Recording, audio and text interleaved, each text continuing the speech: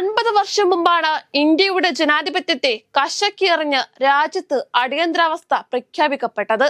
1975 June 25 രാത്രി ഉത്തരവിൽ രാഷ്ട്രപതി ഫക്രുദ്ദീൻ അലി അഹമ്മദ് ഒപ്പിട്ടു. പിന്നീടുള്ള 21 മാസം ജനാധിപത്യ സങ്കല്പങ്ങളെയെല്ലാം ചീട്ടുകൊട്ടാരം പോലെ തകരുന്നതാണ് രാജ്യം കണ്ടത്. പ്രധാനമന്ത്രി ഇന്ദിരാഗാന്ധിക്ക് ഇരട്ടപ്രഹരം കിട്ടിയത് 1975 ജൂൺ 12 ആദ്യത്തേത് അലഹാബാദ് ഹൈക്കോടതിയിൽ നിന്നായിരുന്നു. ഉത്തർപ്രദേശിലെ റായ്ബറേലി മണ്ഡലത്തിൽ നിന്നുള്ള ഇന്ദിരാഗാന്ധിയുടെ തെരഞ്ഞെടുപ്പ് അസാധുവാണെന്ന് അലഹാബാദ് ഹൈക്കോടതി വിധി പുറപ്പെടുവിച്ചു. എതിർ സ്ഥാനാർത്ഥിയായിരുന്ന സോഷ്യലിസ്റ്റ് പാർട്ടി നേതാവ് ലോക്ബന്ധു രാജ് നാരായണൻ നൽകിയ ഹർജിയിലായിരുന്നു വിധി.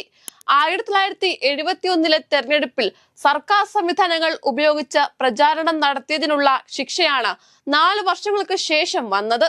ജൂൺ 16 പശ്ചിമ ബംഗാൾ മുഖ്യമന്ത്രി സിദ്ധാർത്ഥ ശങ്കർ റേയാണ് ഇന്ദിരാഗാന്ധിയെ സന്ദർശിച്ച് ആഭ്യന്തര അടിയന്തരാവസ്ഥ പ്രഖ്യാപിക്കാനുള്ള ഉപദേശം കൈമാറിയത്.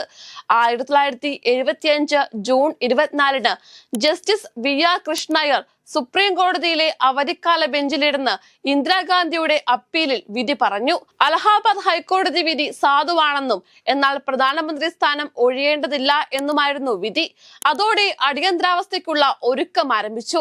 തുടക്കത്തിൽ ഇന്ദിരാഗാന്ധിയും സഞ്ജയ് ഗാന്ധിയും സിദ്ധാർത്ഥ ശങ്കർ റേയും മാത്രമാണ് ഇക്കാര്യം അറിഞ്ഞത്. ജൂൺ 25 രാത്രി 8 മണിയോടെ പ്രതിപക്ഷ നേതാക്കളെ അറസ്റ്റ് ചെയ്യാൻ ആരംഭിച്ചു.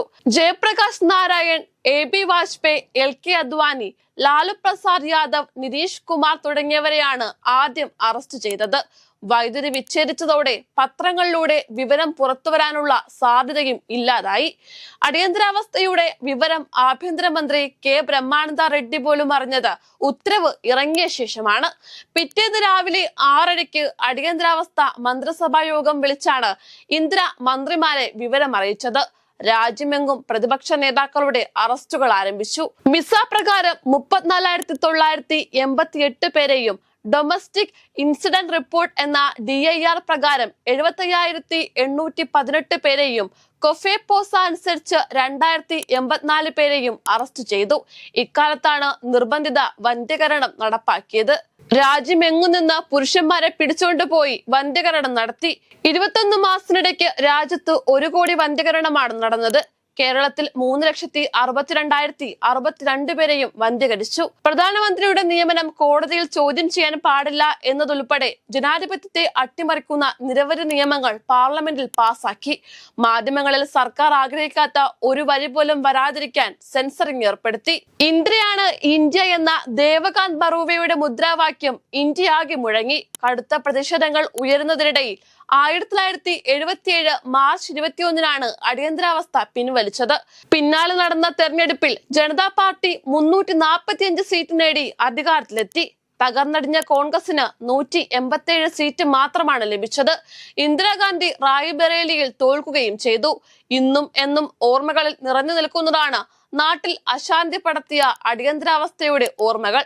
ജനാധിപത്യത്തിന്റെ എല്ലാ തൂണുകളും നിശ്ചലമാക്കപ്പെട്ട, രാജ്യമാകെ തടവറയാക്കപ്പെട്ട, പ്രതിഷേധിച്ചവരെയും വിമർശിച്ചവരെയും കോൺസെൻട്രേഷൻ ക്യാമ്പുകളിൽ 3ാം മുറകൾക്ക് വിധേയമാക്കിയ ഭരണകൂട ഭീകരതയുടെ തേർവാഴ്ചയുടെ കാലമായിരുന്നു അടിയന്തരാവസ്ഥ എന്നത്.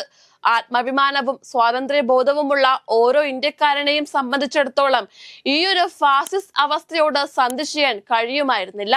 നമ്മുടെ രാജ്യം ഇന്ന് സ്വാതന്ത്ര്യത്തിന്റെ പ്രസക്തി തിരിച്ചറിയുന്ന കാലഘട്ടത്തിലൂടെ കടന്നു പോകുമ്പോൾ അടിയന്തരാവസ്ഥയുടെ ഓർമ്മകൾ ഓർമ്മപ്പെടുത്തലാണ്.